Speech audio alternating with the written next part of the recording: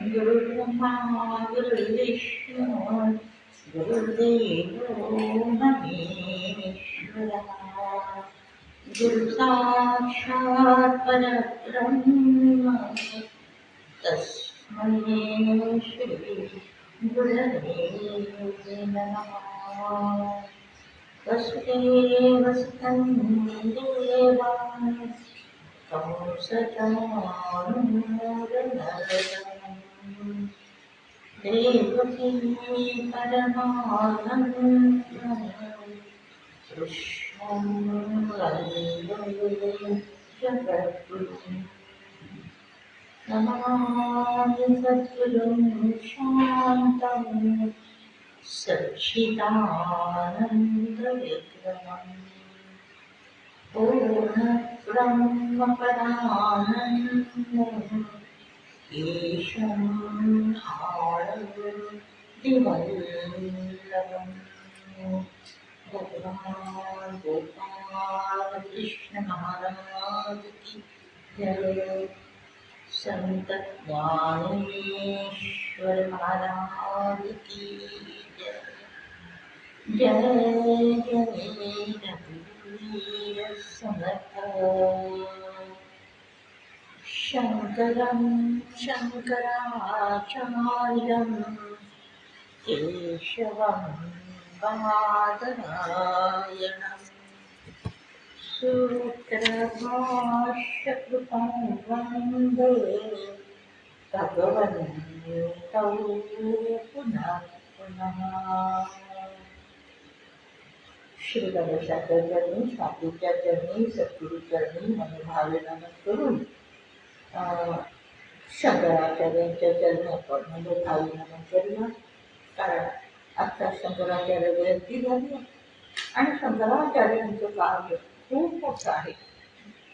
ते त्यांच्यामुळे आज आपण बघतो की हा सगळा धर्म कसा आहे, जागृत आहे. आणि त्या दृष्टीने आपण त्यांच्या ठिकाणी थोडी एक म्हणतो त्यांच्या विचारांचं स्मरण या दृष्टीने आज आपण त्यांच्या शिष्याने रचलेलं असं एक स्तोत्र घेणार आहोत. शंकराचार्यांनी वास्तविक कसं आहे ते अद्वैत मताचं प्रतिपादन केलेलं आहे. लढवण्यासारखं लढलेलं अद्वैत मतासाठी, पण तेच शंकराचार्य त्यांनी सर्वसामान्य लोकांच्यासाठी सगुणाची खूप स्तोत्र सगळी काय आहे रचलेली आहे. तर असे शंकराचार्य आणि त्यांची शिष्य, त्यांचे पटशिष्य आपल्याला माहिती, त्याच्यातून एक शिष्य आहे, त्यांनी हे तोटकाष्टकम जे रचलेलं आहे ते खूप सुंदर आहे. आणि म्हणून त्याच्यावर आपण चिंतन करणार आहोत. तर कथा अशी आहे. आवाज कमी येतोय का? आवाज नाही येते त्या लोकांना? अच्छा, आता येतोय ना? तुम्हाला आवाज येतोय? हा.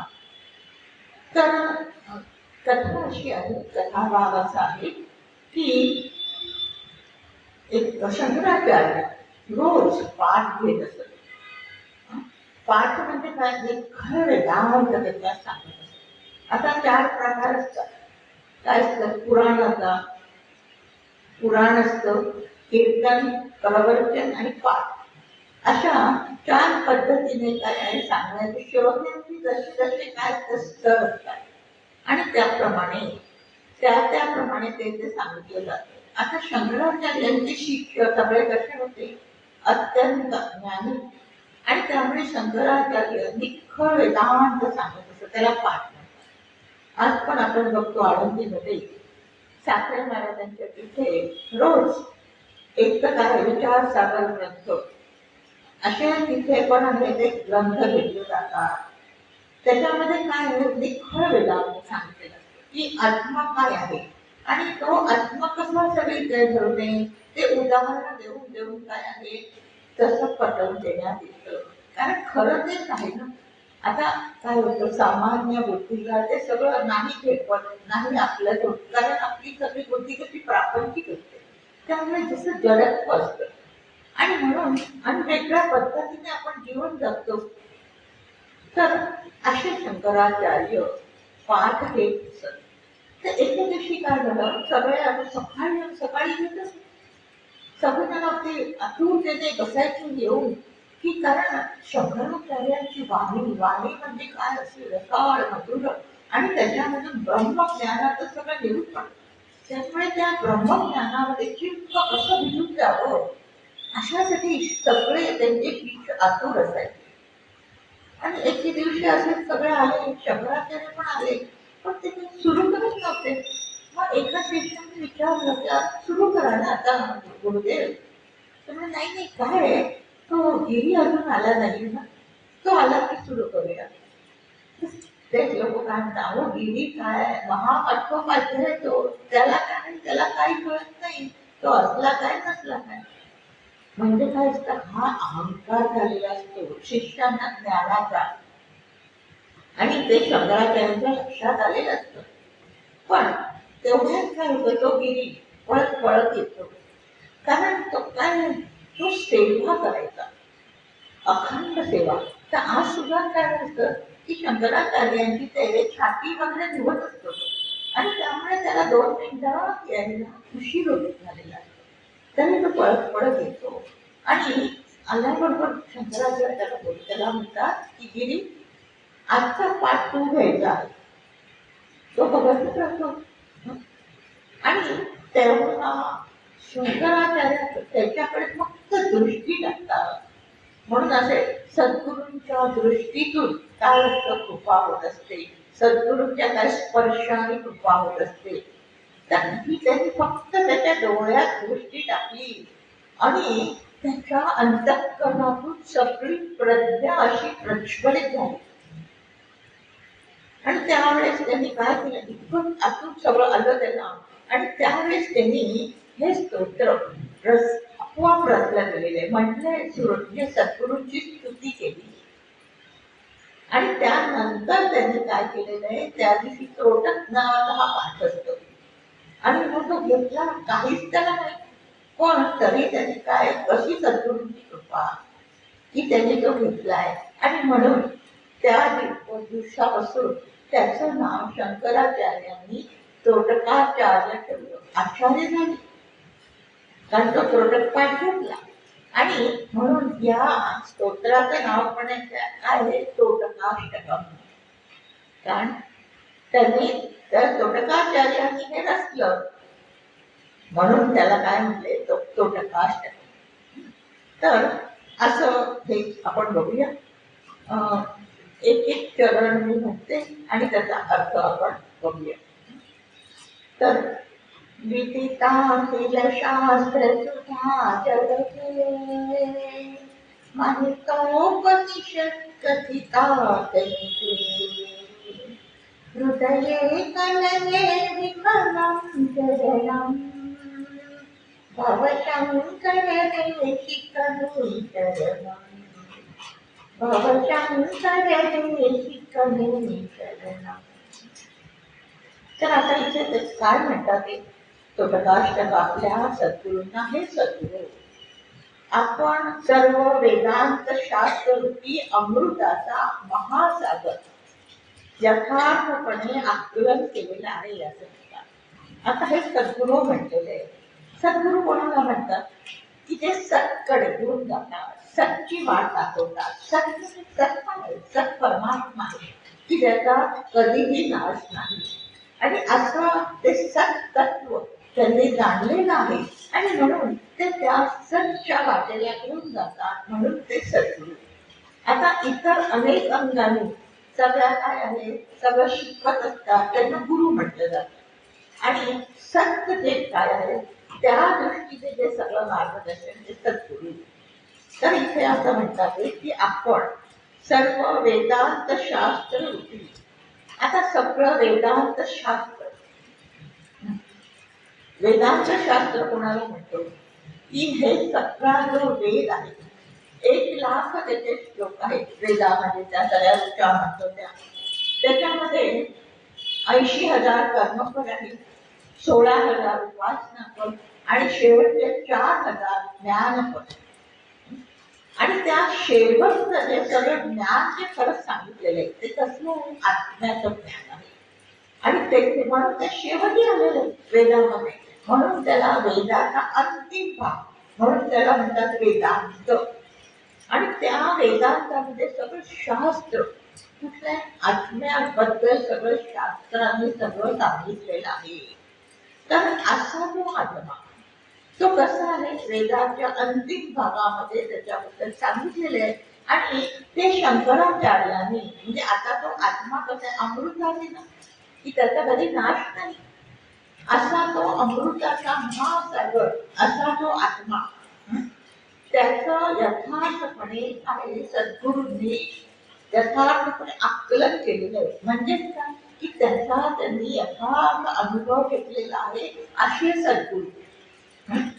आणि म्हणून ते कसे आहे अत्यंत पूजनीय असं म्हणतात. की तो म्हणतोय की तुम्ही असे पूजनीय आहात कारण त्या आत्म्याचा यथार्थ अनुभव घेतलेला आहे. म्हणून ज्यांनी आत्म्याचा अनुभव घेतला त्याची आपण काय करतो पूजा करतो. म्हणजे देहामध्ये सुद्धा म्हणून समर्थ म्हणतात ना की ज्या देहाने काय आहे ते जाणलं आहे तो देह सगळा कसा होतो सगळा आत्मस्वरूप होऊन गेलेला असतो. म्हणजे आपला देह आणि त्यांचा दिसायला सारखाच असतो, नाक कान डोळे असं सगळं असतं. पण आतूनची अवस्था असते ती पूर्ण शुद्धता होऊन गेलेली असते. आणि कारण त्या आत्म्याने जे प्रकाश जो असतो आत्म्याच्या प्रकाशाने तो आतून सगळा प्रकाशित झाला की सगळी काय सगळी शुद्धता म्हणजे तिथे विकार वासना मोह सगळं सगळं निघून जातं. तर अशा प्रकारे तो देव होतो म्हणून त्याला पूजनीय म्हणते, म्हणून त्याची पूजा केली जाते. आणि पुन्हा म्हणते की श्रेष्ठ अशा उपनिषदांच्या अर्थाचा निधी काय केलंय जिज्ञासूसाठी प्रकट केलेला आहे. आता शंकराचार्यांचं आपल्याला चरित्र माहिती आहे. तर आपण बघूया की असे शंकराचार्यांनी हे सगळं म्हणजे आता व्यासांनी रचलं उपनिषद सगळे पण त्याच्यावर भाष्य शंकराचार्यांनी केलेला. म्हणून आता शंकराचार्यांची काय स्मरणशक्ती कुशाग्र होती तर ती त्यांना म्हणजे वरदान घेऊनच ते जन्माला आलेले होते. कारण आपण म्हणतो शिवाचा संसारच आहे आणि जन्मापासून काय आहे त्यांची वाणी अत्यंत मधुर आणि रसाळ होती. प्रत्येक शब्द त्यांचा असायचा ना तो अमृताचा माखलेला असायचा. आणि म्हणून असा बालशंकर अगदी लहानपणापासून 2 वर्षाचा जेव्हा तसं तेव्हापासून अशी ते अत्यंत अलिप्त होते ते. म्हणजे षड्रूपाचा त्यांच्या कुठला प्रभाव नसायचा. आता त्यांचे पिता होते ना ते शिवगुरु त्यांचं गुरुकुल होतं आणि ते गुरुकुलामध्ये सगळ्या शिष्यांना शिकवायचे ना तेव्हा हा बालशंकर 2 वर्षाचा पण तो तिथे ऐकून सगळं काय करायचं सगळं आत्मसात करायचं. आणि असा 5 वर्षाचे झाले. 5 वर्षाचे झाल्यावर काय आहे की शंकराचार्यांबरोबर आपल्या पित्याबरोबर आणि म्हणून शंकराचार्यांनी असं ठरवलं की आता त्याचं काय करावं मुंज करावी. पण नेमकं काय झालं की काहीतरी झालं त्यांच्या पित्यांना आणि ते गेले. आता मुंज राहिली म्हणजे हा संस्काराचा जो ठेवा असतो ना मुंजीच्या माध्यमातून काय त्यांना सगळं द्यायचा असतो तो सगळा तो सुप्रत करायचा होता त्यांच्या वडिलांना पण तो राहिला. पण गावातल्या लोकांनी काय केलं पुढाकार घेऊन मुंज केलेली आहे आणि त्यानंतर ते गुरुकुलात गेले. गुरुकुलात 3 वर्ष राहिले आणि परत आले. आणि आल्यानंतर त्यांनी म्हटलेलं आहे की आल्यानंतर त्यांनी संन्यास त्यांना घ्यायची इच्छा होती आणि म्हणून ते काय गुरुच्या शोधात निघाले. अमरकंटकला गेले. तिथे त्यांना काय झालेले आपले गोविंद पादाचार्य त्यांनी तिथे त्यांना ते दर्शन झालेले. पण दर्शन नाही झालेले ते गेले त्या गुहेमध्ये ते आपल्याला माहिती आहे. पण आपण त्यानिमित्ताने त्यांचं थोडं हे बघणार आहोत की आणि दाराशी जाऊन विचारतात उभे राहिले तेव्हा आतून गुरु विचारताय ती कोण आहे? आणि तेव्हा ते काय उत्तर देतात, 8 वर्षाचा शंकराच्या तुमचा चिदानंद रूप शिवोहम शिवोहम. आणि तेव्हा सद्गुरू खूप अगदी प्रसन्न होत आहेत, पण तरी ते पुन्हा परीक्षा घेत आहेत की त्यावेळेस काय होतं, नर्मदेला खूप पूर येतो. आणि आता ते गुरु तर गुहेमध्ये ध्यानस्थ बसले होते, आता खूप पाणी येत आहे, आता त्यांना ध्यानामध्ये गुंतवायचं कसं? आणि म्हणून शंकराचार्य कमंडलू गुहेच्या काय दाराशी होता. आणि तेव्हा नर्मदा काय सगळा पूर येत असतो, पण त्या कमंडलू मध्ये जाते आणि परत फिरते. जेव्हा शंकराचार्य त्यांचे गुरु बाहेर उठून येतात, तेव्हा सगळे शिष्य त्यांना सांगतात ही घटना. आणि तेव्हा ते खूप प्रसन्न होतात आणि मग म्हणतात की आता तू काय काशी क्षेत्रीचा. आणि काशी क्षेत्री गेल्यावर तिथे त्यांना पण काय तिथे शंकराचं काय झालेली आहे, अत्यंत कृपा झाली आहे.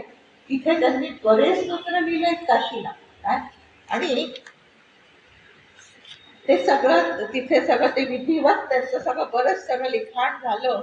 आणि पुढे त्यांना सद्गुरूंनी आदेश दिला, आता तू बद्रीनाथ केदारनाथला जा. आणि बद्रीनाथ केदारनाथला तिथे गेले, तिथे सुद्धा त्यांना 5 स्फटिक लिंग केदारनाथांनी प्रत्यक्ष दिलेले.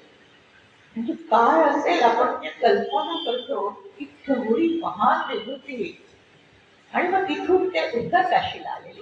आणि उत्तर काशीला त्यांनी हे सगळं उपनिषदांवर भाष्य केलेलं आहे. आणि पुढे मग ते काय त्याला ब्रह्मसूत्राचं त्याचं नंतर भाष्य केलं. तर म्हणून इथे असं सांगता येते की अशा प्रकारे उपनिषदांचा अर्थाचा निधी. आता उपनिषदांमध्ये काय मी अधीक्षक. आवाज गेला.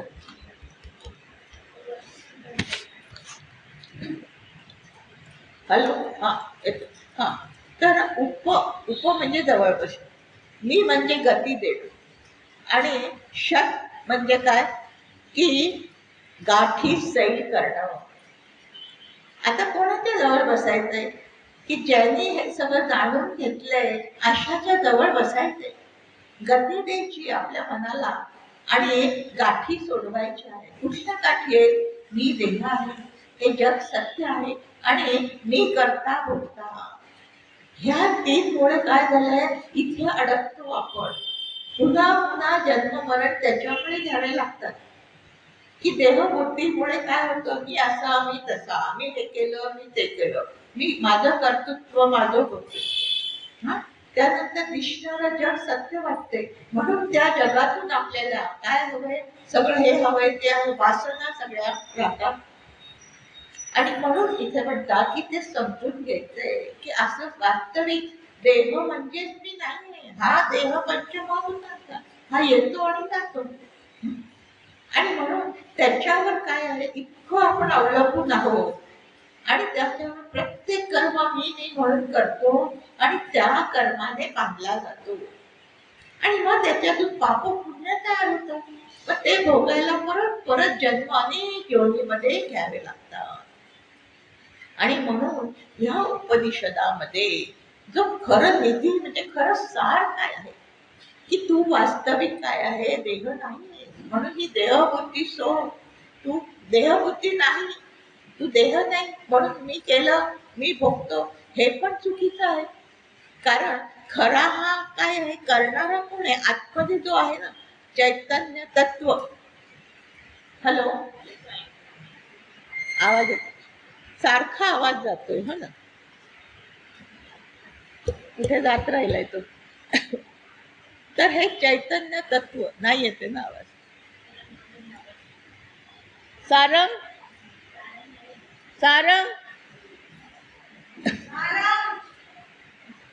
आवाज नाही येते. हॅलो,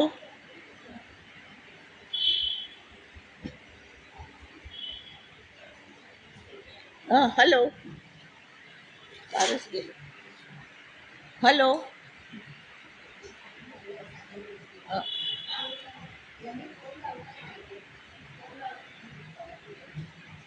इकडे आहे काय का?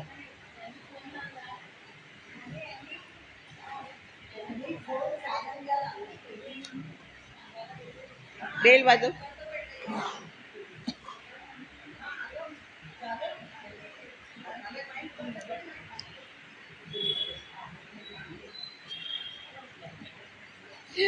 हॅलो. नाही.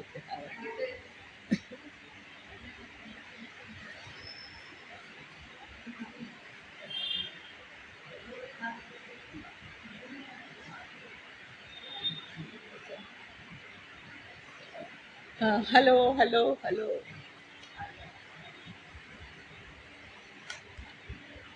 रोज होतं असं का? आणि मागच्या वेळेस होत होतं, मग त्यांनी बदलला होता कारण.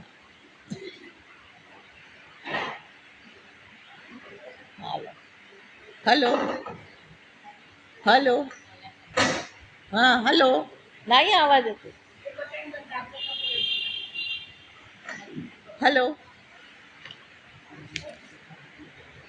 चालू आहे. हो. लाईट आहे, लाईट आहे, पण आवाज. हा हॅलो. हॅलो. हा हॅलो. येतोय आणि जातोय. काहीतरी लूज आहे का नाही? हॅलो. हा. कधी पण जातो बरं का, लगेच तुम्ही जाऊ नका.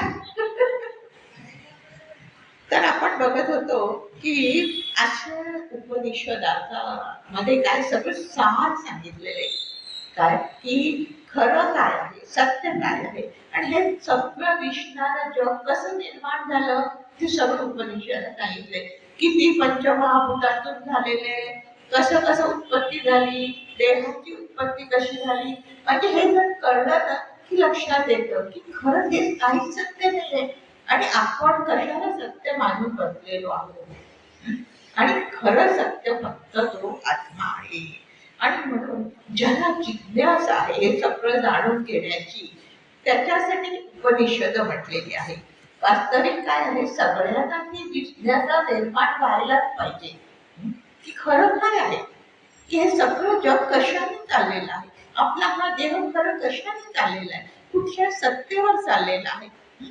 तर म्हणून असा जिज्ञासू भक्त म्हटलेलं आहे ना गीतेमध्ये, की तसा भक्त भगवंताला आवडतो. तर अशा प्रकारे इथे म्हटलेले की अशा शंकराचार्यांनी हे सगळं ज्ञान काय केलेले, प्रकट केले. आणि म्हणून असं त्यांचं जे विशुद्ध चरण कमल आहे, विशुद्ध म्हणजे अत्यंत शुद्ध. आता चरण म्हणजे काय, अधिष्ठान. या सगळ्या अधिष्ठानावर हे सगळं जग उभं आहे. जसं आपल्या पायावर आपलं सगळं शरीर उभं असतं की नाही, तसं या परमात्म्याच्या अधिष्ठानावर सगळं जग उभं आहे.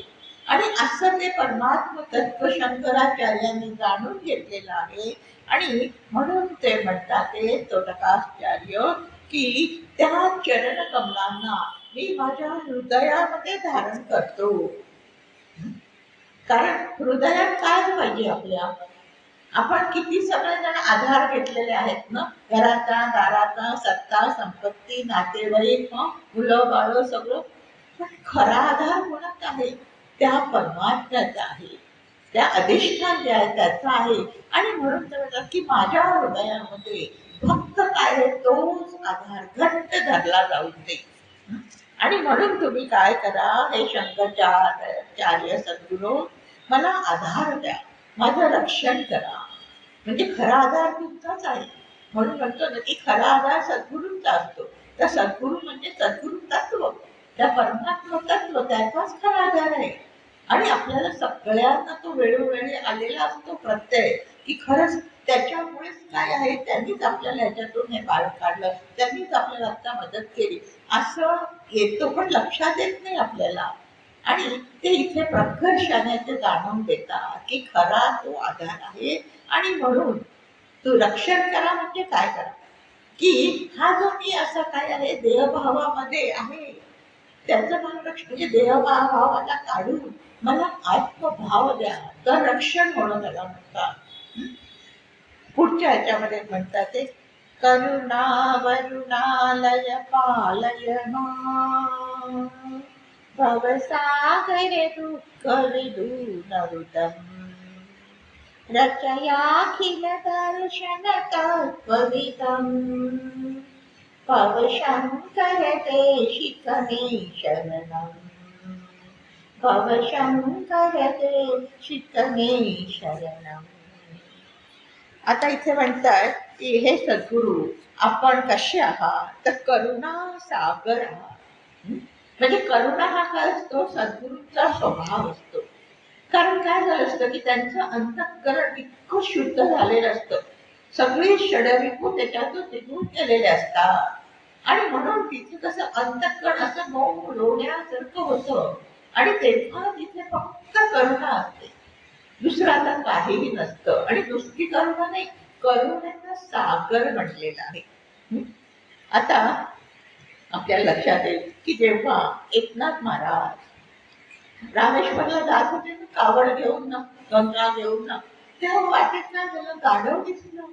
ते कसं तळमळत आहे तहानेने, त्याला गंगा पाहिजे. म्हणजे किती करुणा म्हणतात की अशी काय, अशी त्यांच्या अंतःकरणात अशी फक्त करुणा असते. लोक म्हणतात काय वेडे आहेत का, ही शंकराला वाढण्यासाठी एवढी तुम्ही घेऊन जाता, त्या गाढवाला काय देता. ते म्हणतात अहो त्याच्यामध्ये तो जीव तो काय रामच आहे ना. म्हणजे अशी करुणा त्यांची, अशी काय ते प्रत्येक जीवामध्ये तोच आहे. हीच काय झालेली असते, असा अंतःकरणाचा भाव. दुसरं उदाहरण बघूया आपण की परीक्षित राजेला काय झालं, 6 दिवसात शाप मिळालाय, सर्पदंश होणार. आणि त्यामुळे तो काय सगळं विरक्त होऊन जात निघतोय गंगेच्या किनारी येऊन विचारतोय सगळ्या साधू ऋषी मुनींना की 7 दिवसात मला उपाय सांगा. तेव्हा भगवंताला करुणा येते, कारण तो भक्त आहे ना.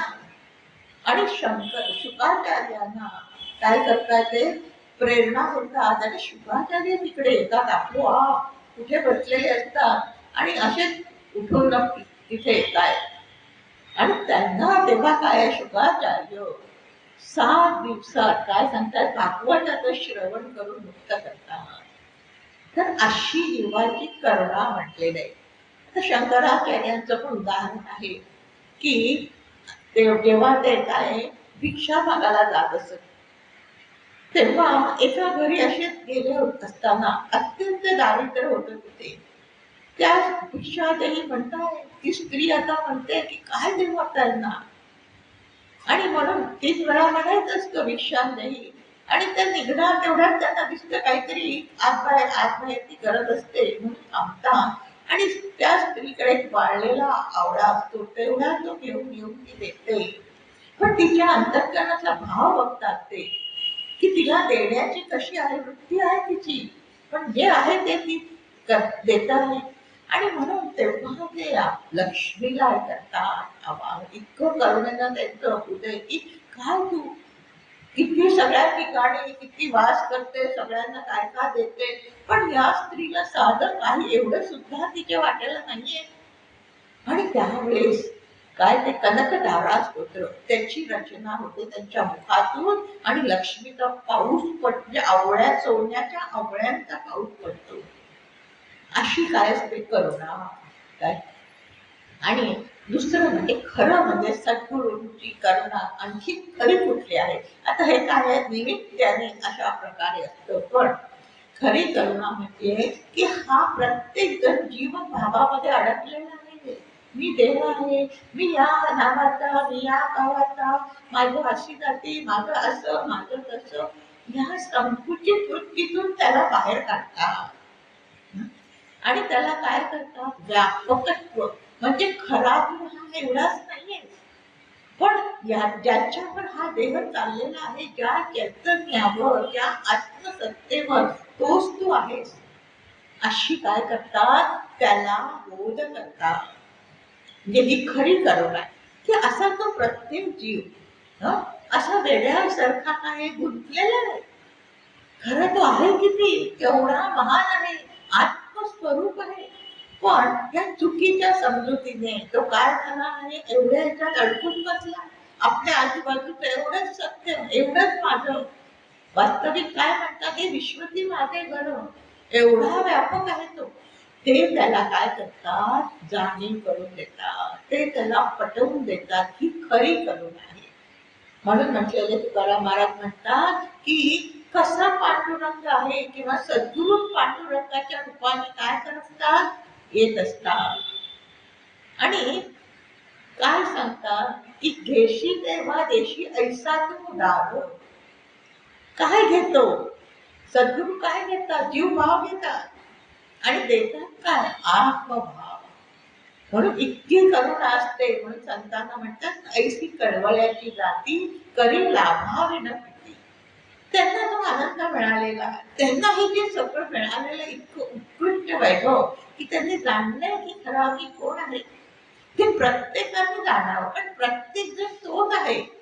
आणि असं काय आहे, जसं म्हणतो ना की विषयांमध्ये हा अडकलेला आहे, बरोबर. तो विषयांसाठी म्हणजे सुखासाठीच काय आहे, तो सगळं करतोय.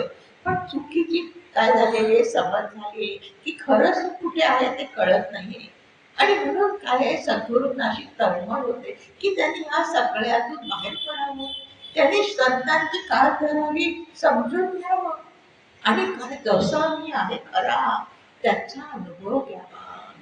तर काय म्हणतात, जसं तुकाराम म्हणतात ना की आनंदाची डोळी आनंद तरंग.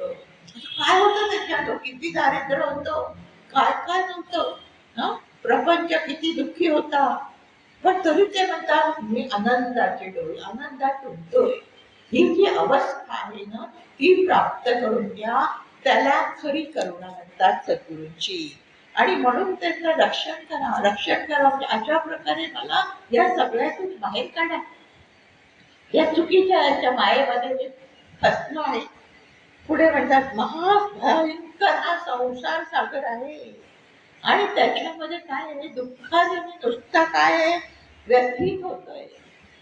म्हणून समर्थांनी काय नदीचं रूपात केलंय, वैराग्य निरूपणामध्ये दासबोधात सांगितलेले की ही हा संसार ही कसा आहे, महाभयंकर सागर आहे.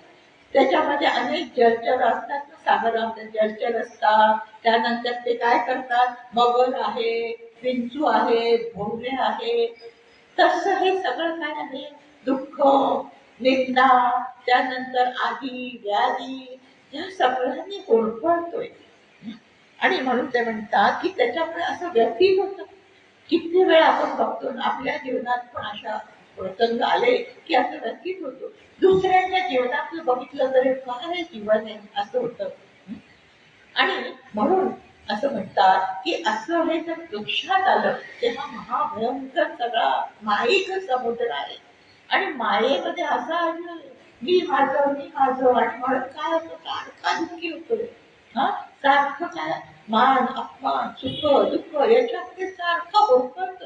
आपण आपलं सकाळपासून निरीक्षण करायचं की सकाळपासून किती वेळा मला काय उद्विग्नता आली, किती वेळा मला राग आला, किती वेळा माझ्या मनात नाही झालं तर अगदी कसं करीना, किती वेळा होतं. म्हणजे किती वेळा आपलं काय असं अंतकरण होरपळत असतं सारखं. ते शांत राहत नाही ना, होरपळत म्हणजे काय, शांत नाही राहत, सतत अस्वस्थ अशांत असतो.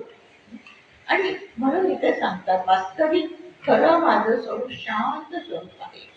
पण चुकीची सगळी समजूत करून घेतल्यामुळे हे माझे आहे, हे मला असं म्हणाले, त्यांनी मला तसं केलं, त्यांनी मला आत्ता महत्वच नाही दिलं, त्यांनी असंच झालं.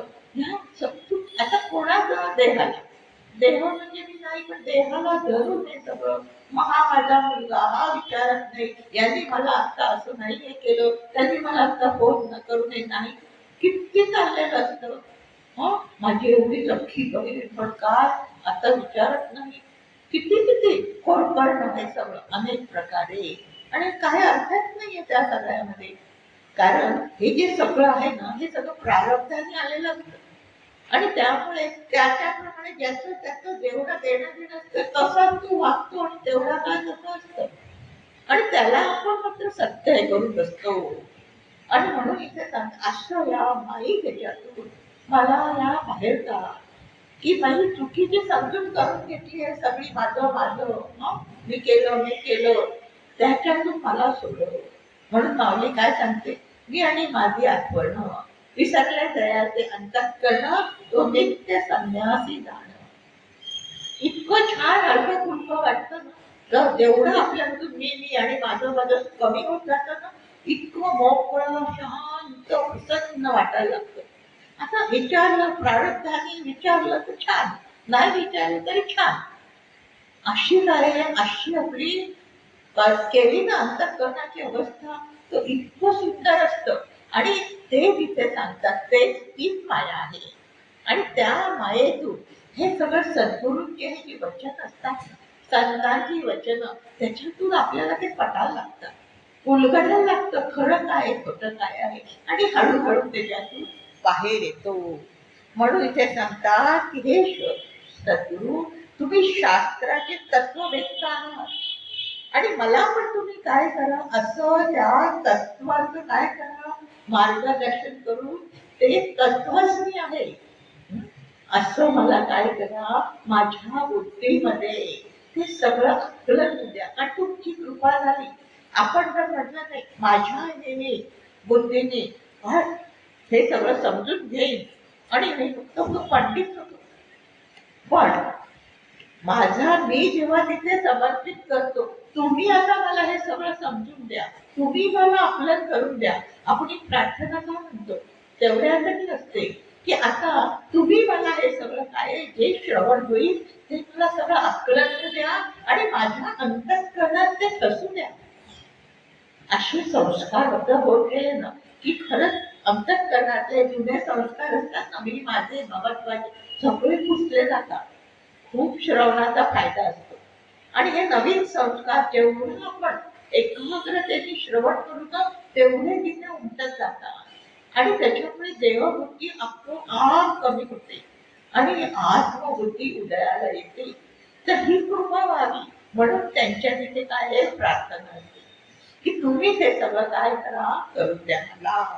आणि म्हणून इथे म्हणतात मी तुम्हाला शरण आलो आहे. म्हणून शरणागत बुद्धी पाहिजे ना, मी इथला संपूर्ण काय झाला पाहिजे त्यांच्या तिथे ठेवायचा. तुम्ही जे म्हणाल तेच सत्य आणि तुम्ही कराल तेच माझं होणार. पुढचा असा म्हटलंय, आता पुढचा बघूया आपण. भवता जनता सुहिता भवता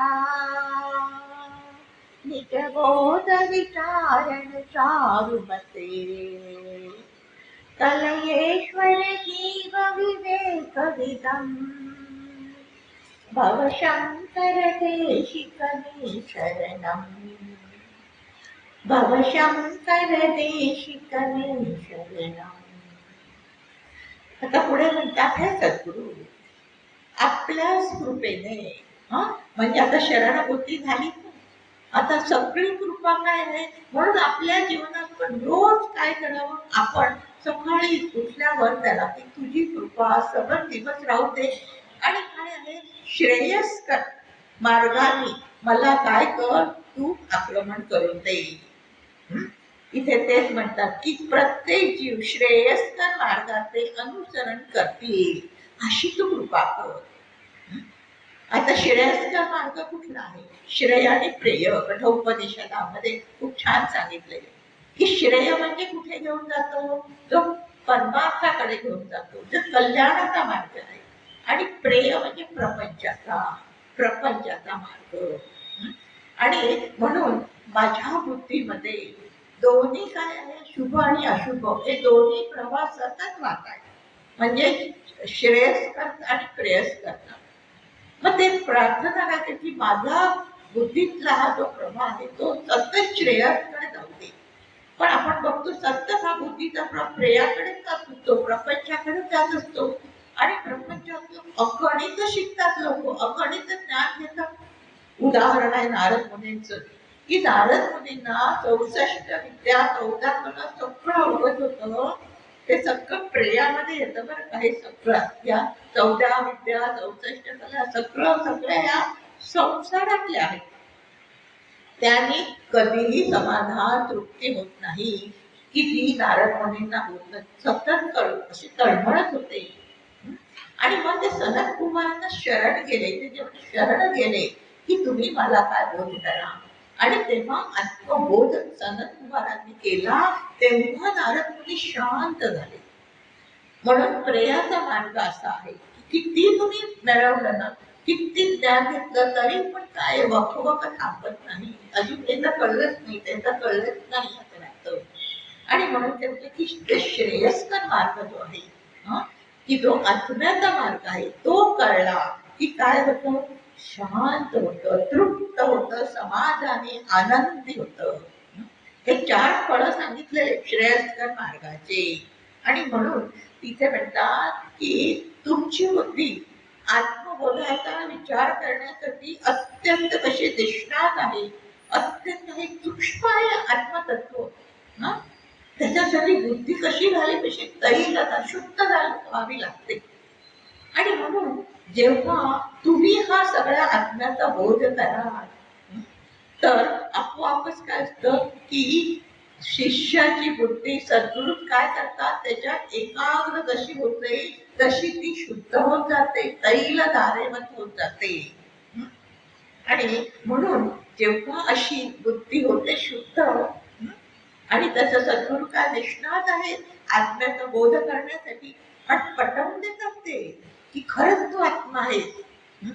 जेव्हा एका उपनिषदात सांगितलेलं आहे की ते असं सांगतं, आता आपण दिवसा कोणाच्या प्रकाशात बघतो, सूर्याच्या बघतो बरोबर, रात्री कोणाच्या प्रकाशात बघतो, चंद्राच्या असतो. पण आता सूर्य नाही, चंद्र नाही, तर तेव्हा दिव्याच्या प्रकाशात हे सगळं बघतो. मग अगदी काळोखी रात्र आहे, त्यावेळेस अमावस्याचे तेव्हा ध्वनी असा होतो, कुठेतरी काही पडलं की त्या ध्वनीच्या प्रकाशात करणं इकडे काहीतरी आहे. पण जेव्हा आपण झोपतो, गाढ झोपतो, तेव्हा हा कुठलाच प्रकाश नसतो की नाही. आणि आपलं सगळे इंद्रिय शांत झालेली असते, लीन झालेली असतात, लाईट नसते, सूर्याचं काही नसतं, तरी आपल्याला स्वप्न ढळढळीत दिसतात. मग ते कोणाच्या प्रकाशात, त्या उपनिषदात म्हटले. मग म्हणजे हे काय, हे ऋषींनीच सांगितलेलं उपनिषदात प्रत्येक.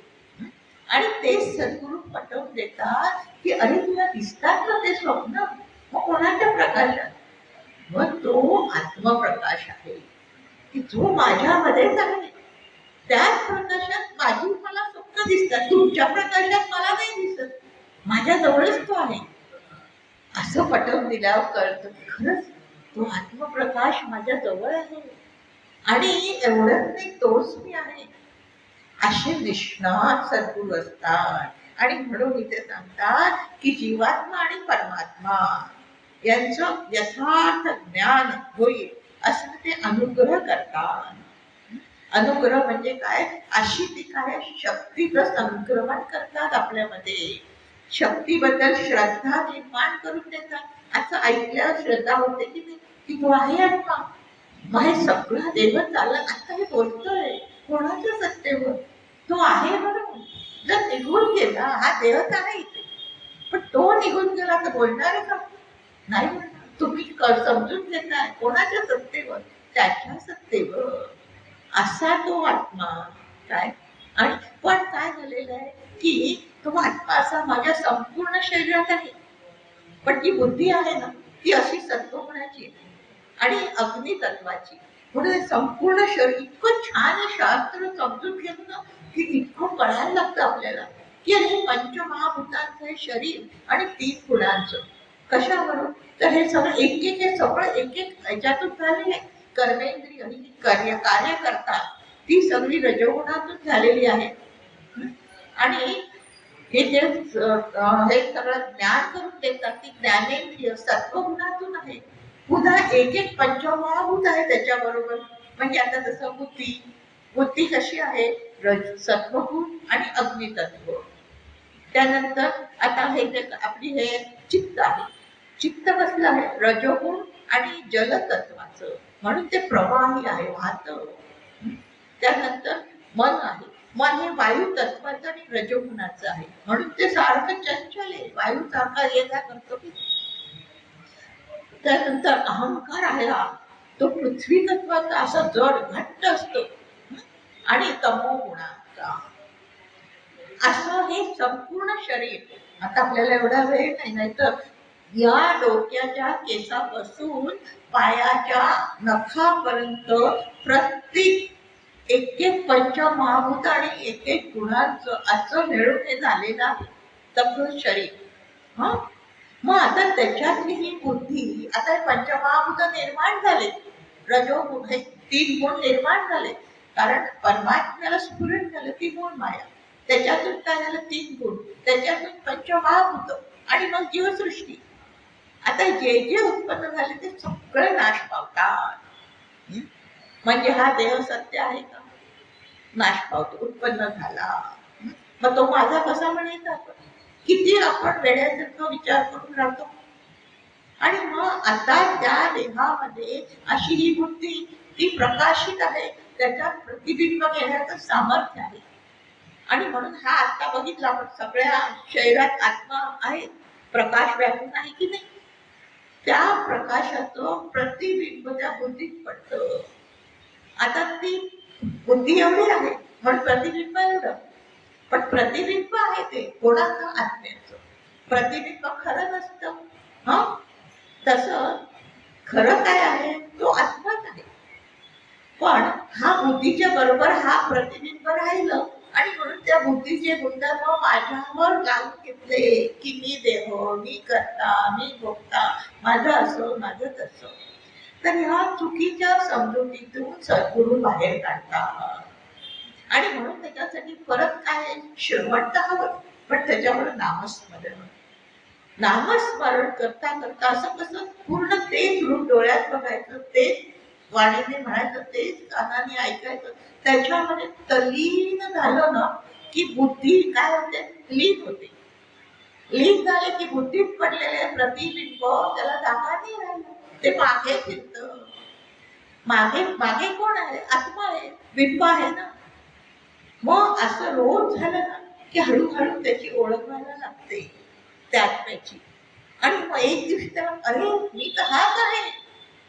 माऊलींची ओवी आहे, करतो मी पाठी मोरे ठाके, आपण या आपण देखे, देखत ठेवत ओळखे ती वस्तुगामी. म्हणून नामस्मरण करायचं आणि अशा पद्धतीने की रोज त्याचा 2 शंका होईना अनुभव येतो आपल्याला, त्याच्यात जातो आपण आणि तो अनुभव हळूहळू वाढत जातो.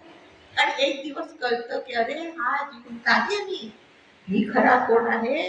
परमात्मा आहे. असं सद्गुरू काय करतात? अनुग्रह देतात, ती शक्ती संक्रमित करतात.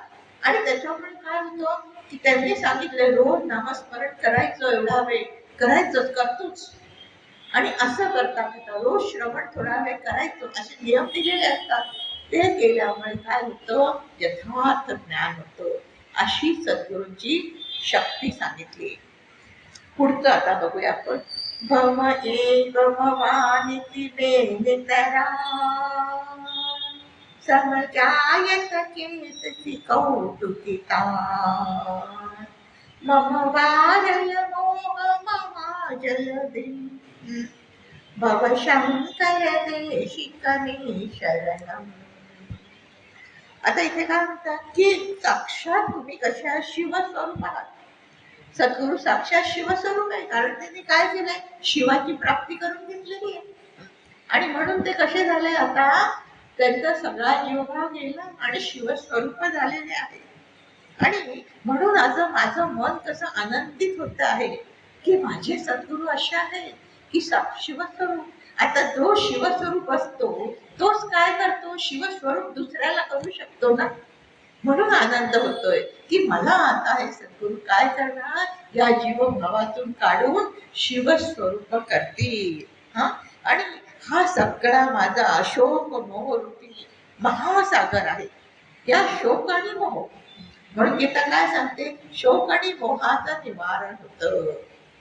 तसं सद्गुरू काय करतात? या सगळ्या शोक मोह महासागरात बुडतो मी. शोक कसला आहे माझा?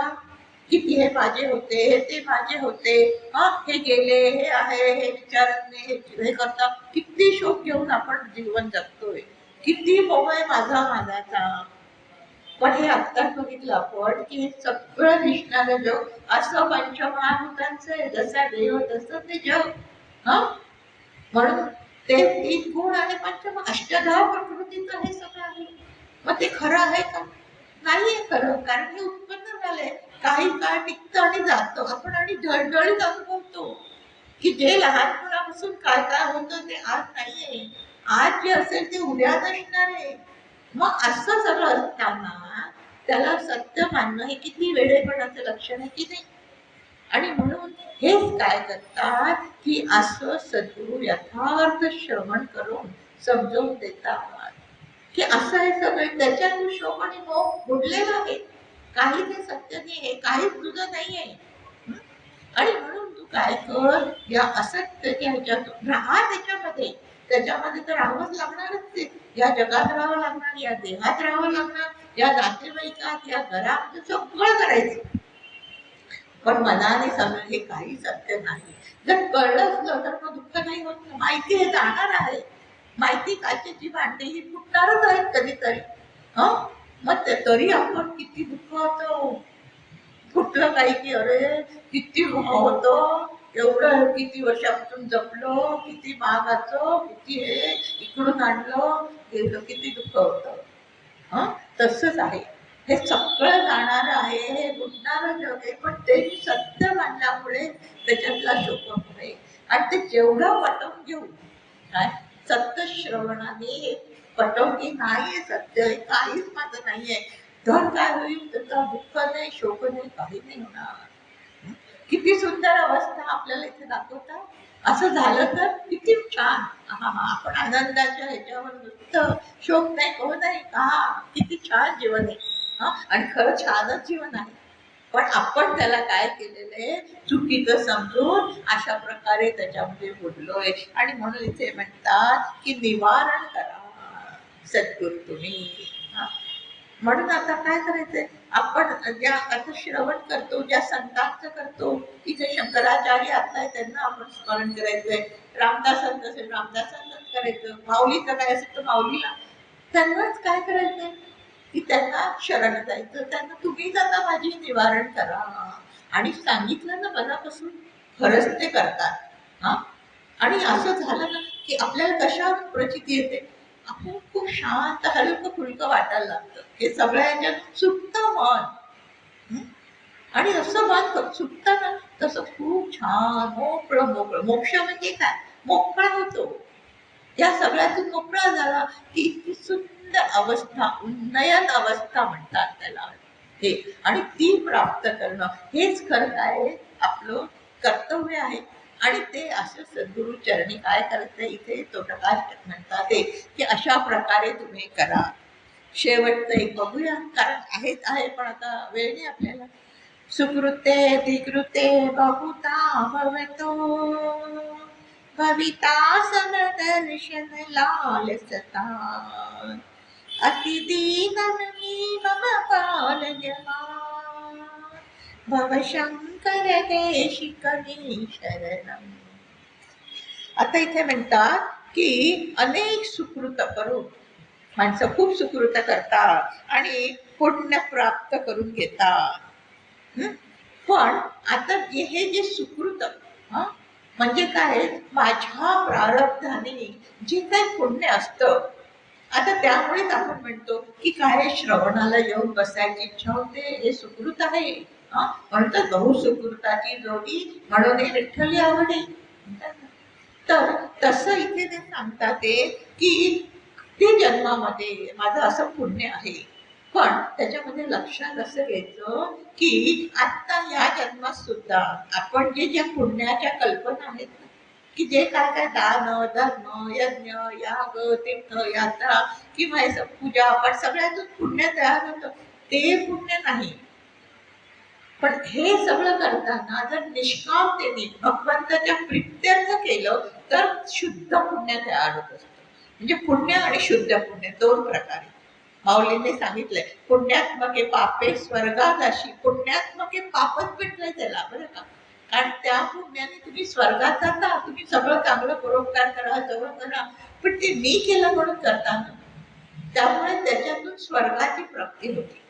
पण तेच करताना जर म्हटले काय की भगवंत तुझ्यासाठी सगळं केलं, तू करून घेतलं, तर त्याला निष्काम म्हटलेले. निष्काम त्यांनी केलं तर शुद्ध पुण्य तयार की ते म्हणून माऊली पापात्मके पापी नरकात अशी ही दोहीशी पावसी ते शुद्ध पुण्य. माऊलीने शुद्ध पुण्य आहे. आणि असं शुद्ध पुण्य हे खरं मिळणं हे सुकृत आहे माझं. आणि म्हणून आपल्याला कळायला लागल्यापासून आपण काय करायचं, प्रत्येक कर्म त्याला अर्पण करून टाकायचं.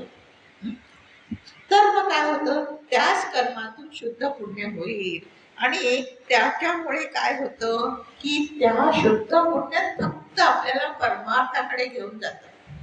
म्हणजे त्यामुळे काय होतं की प्रभूच्या दर्शनाची, त्याच्या चरणाच्या दर्शनाची इच्छा निर्माण होते मनात. नाही तर नाही होत. किती जणांना सांगतो आपण, आता इथे केवढे लोक आहेत, एवढ्या ह्याच्यामध्ये किती येतात, नाही इच्छा होत. कारण काय, सुकृत नसतं, पुण्य नसतं तेवढं. आणि हे शुद्ध पुण्य जसं आपलं होतं ना, वाढतं, तसं वाटलं खरंच भगवंताला जाणावं, त्याला समजून घ्यावं, त्याचं दर्शन घ्यावं, ही ओढ निर्माण होते. आणि म्हणून ते सांगतात की असं आम्ही दीन झालो आहे. आता दीन म्हणजे गरीब नाही, दीन म्हणजे दैन्य अवस्था म्हटलेलं आहे, म्हणजे अशी व्याकुळ अवस्था म्हटलेली. जसं द्रौपदीत काय झालं होतं, तिला केवढं होतं आपल्या पतीवर विश्वास. जेव्हा त्याने ओढत आणलं दुःशासनाने, ती सगळ्यांकडे नव्हती, कृपाचार्य, भस्माचार्य, सगळ्यांना बघते, सगळे खाली मान घालताय, आपले पती खाली मान घालताय. तेव्हा ती व्याकुळतेने काय करते, कृष्णा धावा, याला म्हणतात दीनता.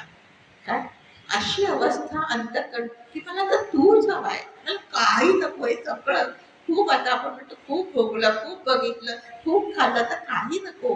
आता जो खरा जो आनंद आहे ना, तो मला हवा आहे. आणि तो आनंद म्हणजे परमात्मा आहे ना. तर अशी जी मनामध्ये इच्छा केव्हा निर्माण होते, तर अशा शुद्ध पुण्याने. आणि म्हणून अशा माझ्यामध्ये असं दैन्य येऊ द्या, असं काय सद्गुरूंच्या चरणी मागितलं आहे. अशी दैन्य अवस्था अंतःकरणाची, अशी व्याकुळता, तळमळता.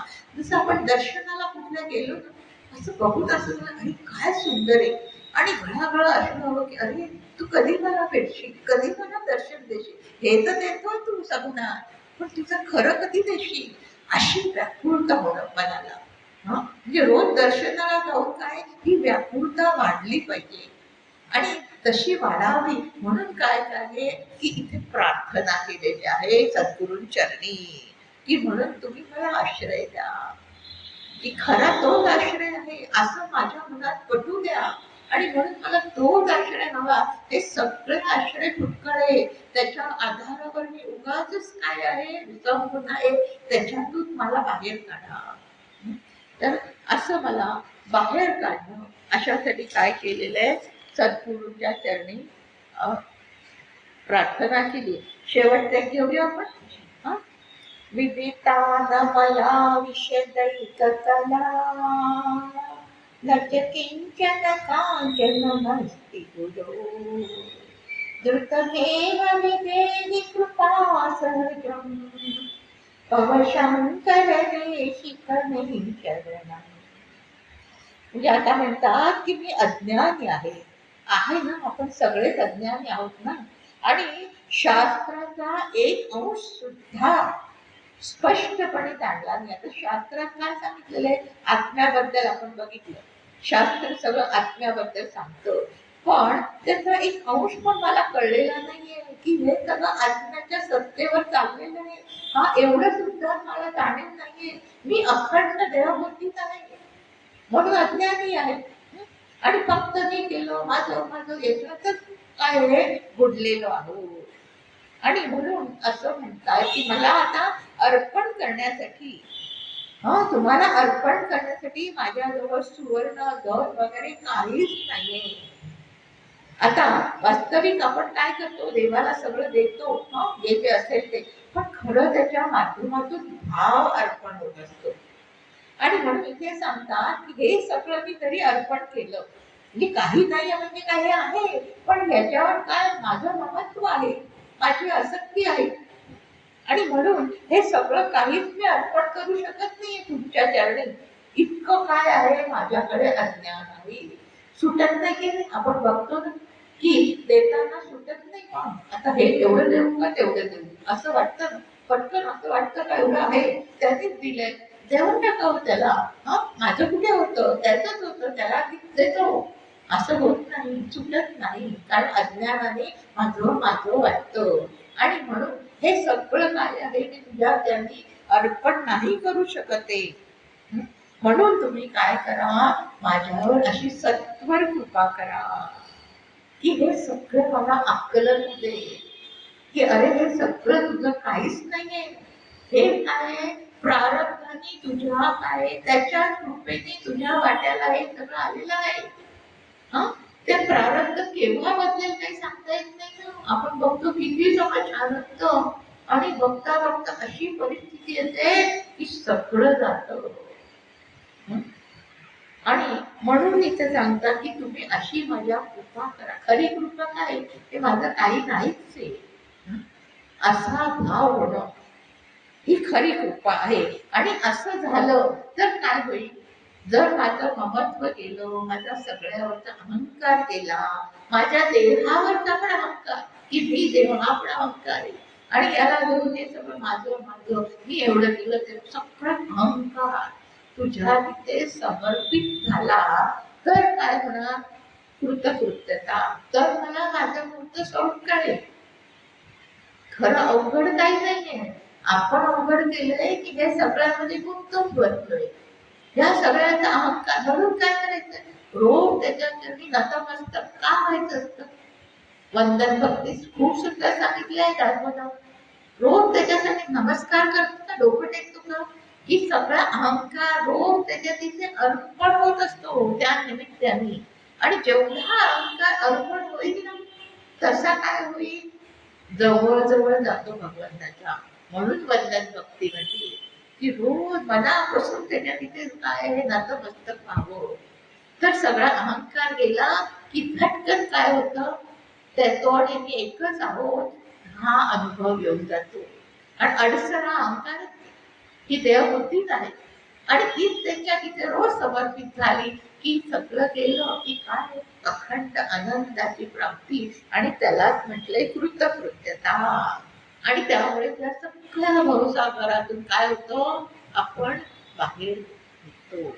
आणि म्हणून ते सांगतात की असं अज्ञान माझं तुम्हीच दूर करा, माझा हा चुकीत अहम सगळा तुम्हीच घालवा आणि माझला कृतकृत्यता अनुभवाला आणून द्या.